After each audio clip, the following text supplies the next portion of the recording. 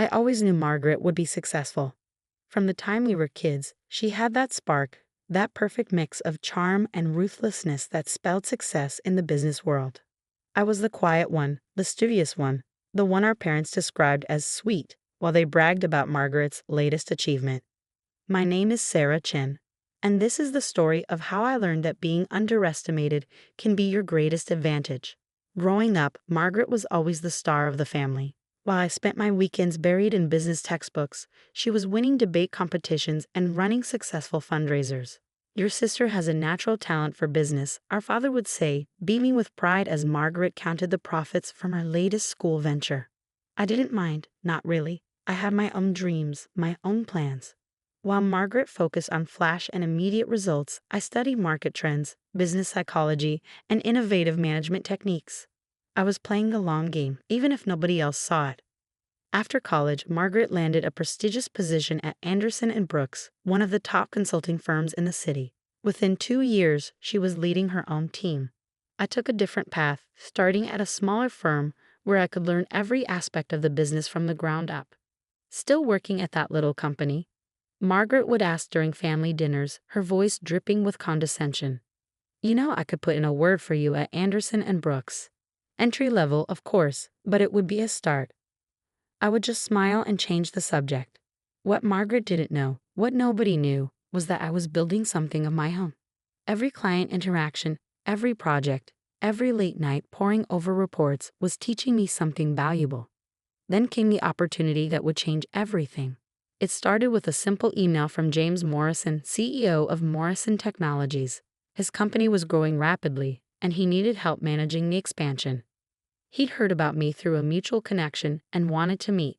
I spent weeks preparing for that meeting, analyzing his company from every angle, developing strategies that would help him scale effectively while maintaining the innovation that had made his company successful.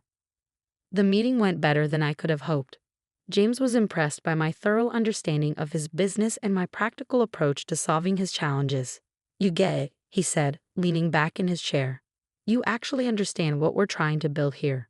That night, I couldn't wait to share my success with my family. We were having our regular Sunday dinner, and for once I had something that could match Margaret's endless stream of achievements.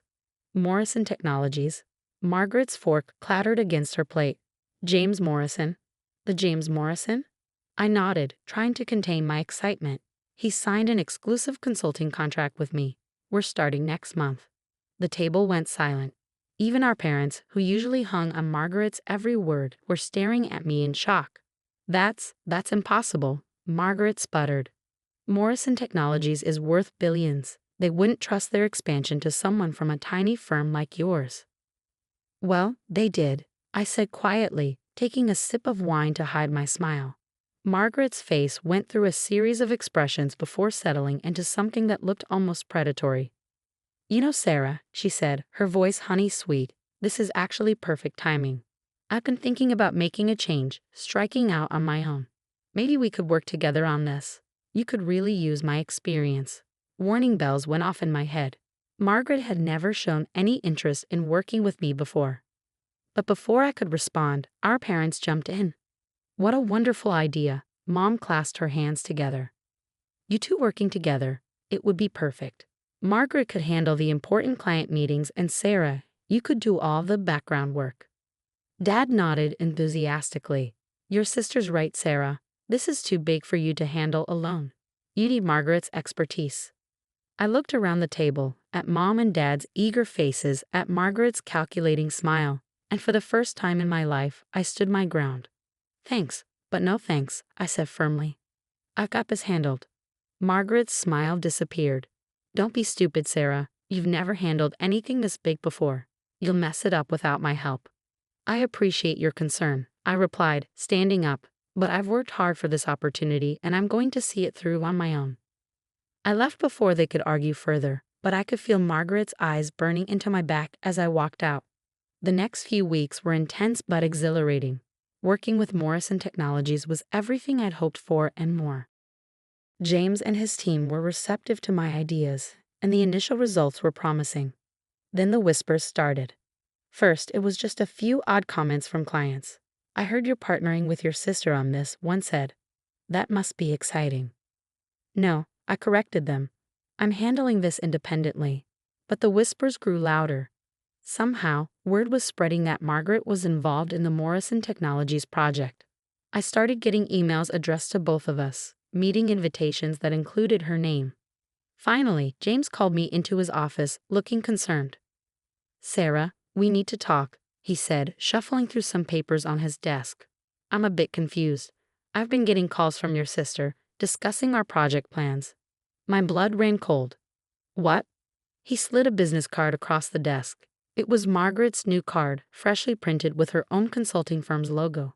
And there, under her name, were the words, "Lead Consultant, Morrison Technologies Project." "She's been reaching out to our board members," James continued. "She seems to know a lot about our strategic plans. Said you had brought her in as a partner." "I did not," I said, my voice shaking. "I would never." "She's very convincing," James said gently. "She had details about our discussions, about the strategies we've been developing." That's when I realized Margaret had accessed my laptop during that family dinner. I'd left it in the study while we ate, and she must have copied my files. All my careful plans, all my strategic analysis, everything I'd worked so hard to develop. She's stolen it all. The next few days were a blur of damage control.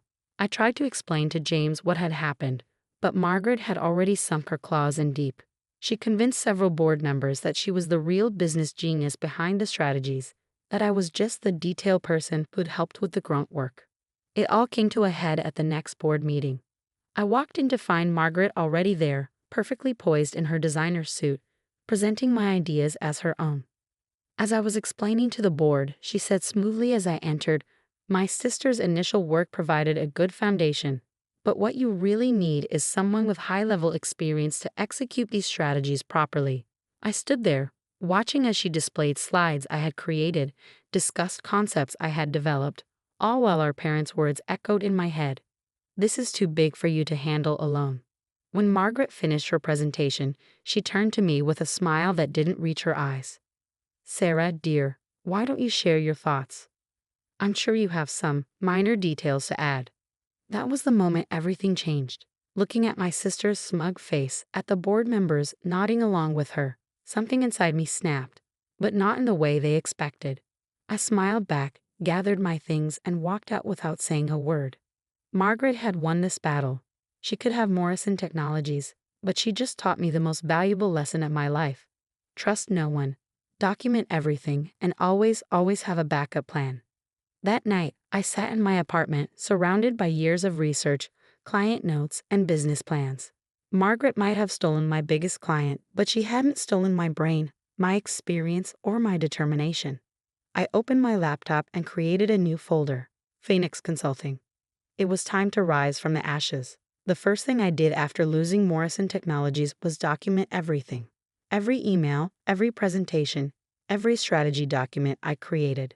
I compiled it all into a detailed portfolio, not for legal action, but for something more valuable, proof of my capabilities. Margaret might have stolen my work, but she couldn't steal my process. I spent the next month rebuilding from scratch.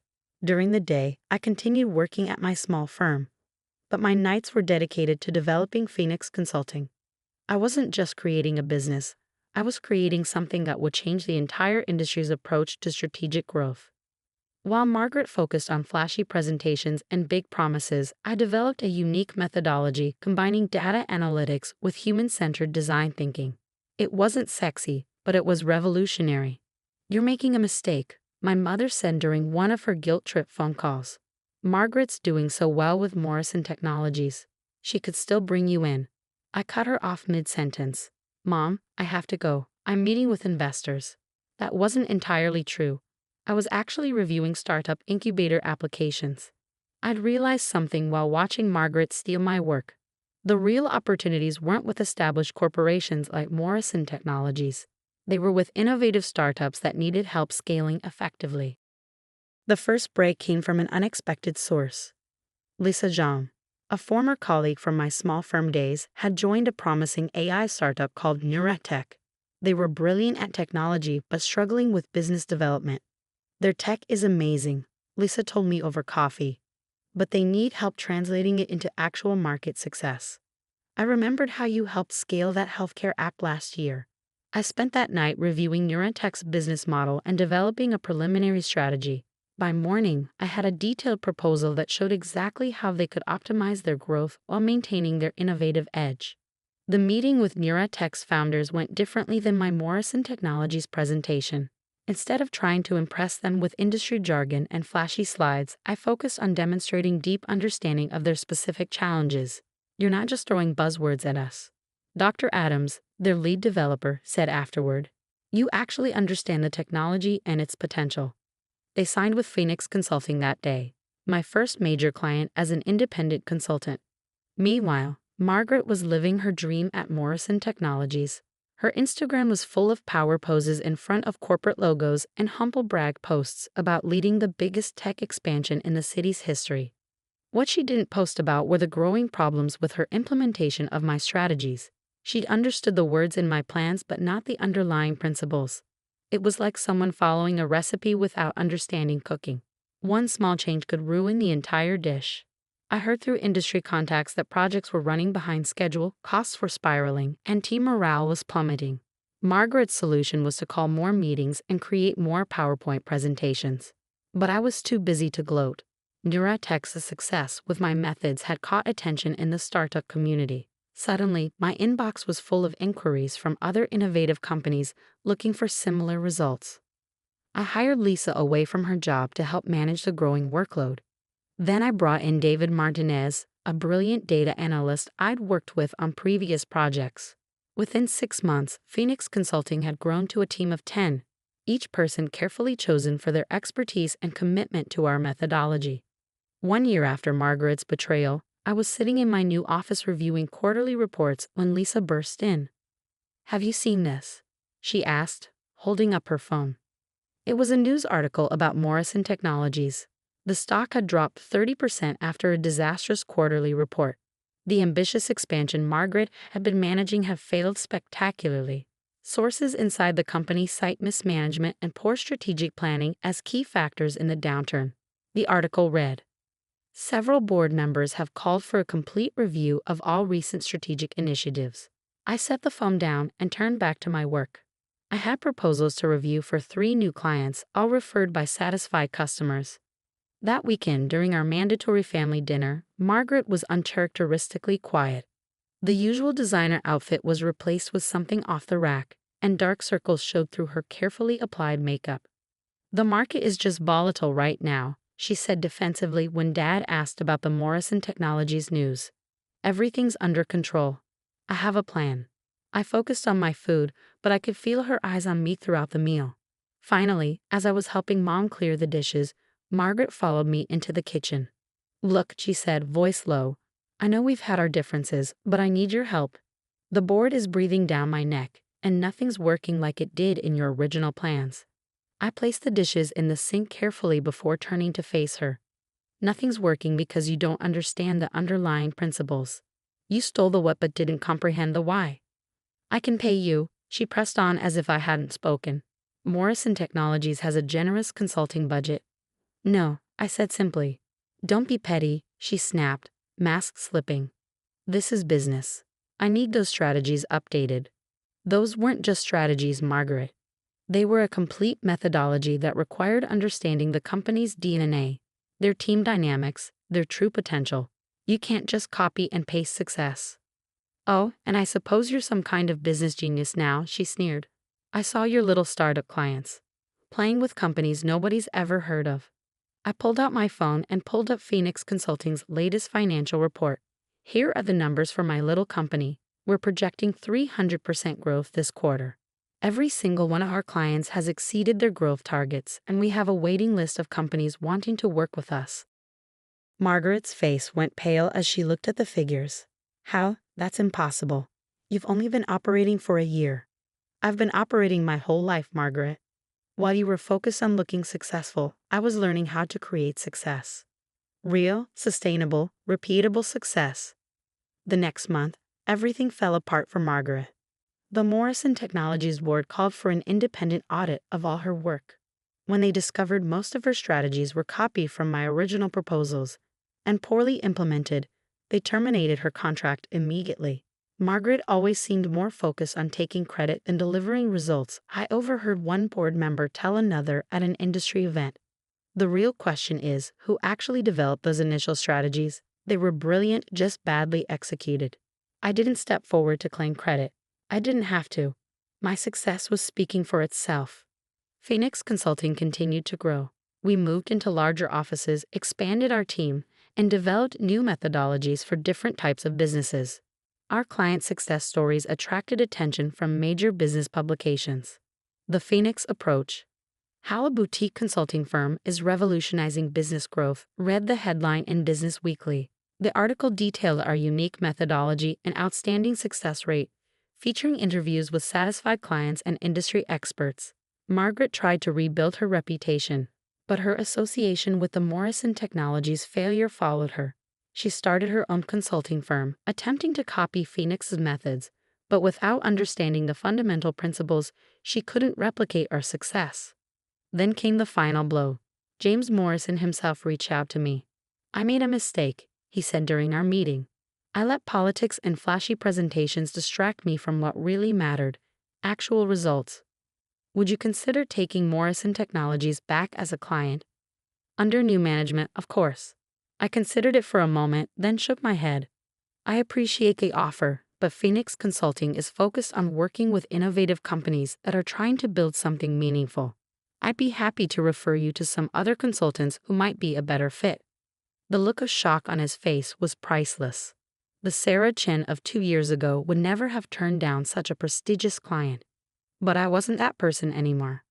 Last week, I received an invitation to speak at the annual Business Innovation Summit, the same event where Margaret had once mockingly suggested I could hand out programs. My keynote speech would be about authentic leadership and sustainable business growth. The day before the summit, I received a text from Margaret. "I heard you're speaking tomorrow. Mom and Dad want to know if you can get them VIP passes." I stared at the message for a long moment before replying. "The event is sold out, but I heard they're streaming it online. Registration is $500 per person. Maybe you can expense it to your new company?" Oh wait, perhaps that was petty, but after years of condescension and manipulation, it felt good to finally stand my ground. The morning of the summit, I stood at the podium looking out over a sea of eager faces, entrepreneurs, business leaders, and innovators who were there to learn from my experience. In the middle of my speech about authentic success and sustainable growth, I spotted a familiar face in the back of the room. Margaret had bought a ticket after all. She sat there in her off-the-rack suit, frantically taking notes as I explained the principles she had never understood. Our eyes met briefly, and for the first time in our lives, I saw something new in her expression: respect. After the speech, my phone buzzed with a notification. Margaret had posted on LinkedIn, "Congratulations to my sister Sarah Chen on an inspiring keynote at #BI Summit. Your success is well deserved." I should have listened years ago. I smiled and slipped my phone back into my pocket without responding. Some lessons have to be learned the hard way. Today, Phoenix Consulting has offices in 3 cities and a team of 50 brilliant professionals. Our client waiting list is months long, and we're constantly developing new ways to help innovative companies achieve sustainable growth. Margaret? Last I heard, she was filing for bankruptcy protection for her failed consulting firm. Mom still brings up at every family dinner how I should help her out, give her a job at Phoenix. I just smile and change the subject. Some people never learn, but I did. Success isn't about who can shout the loudest or take credit the fastest. It's about understanding, innovation, and staying true to your principles. And sometimes the quiet ones really do finish first.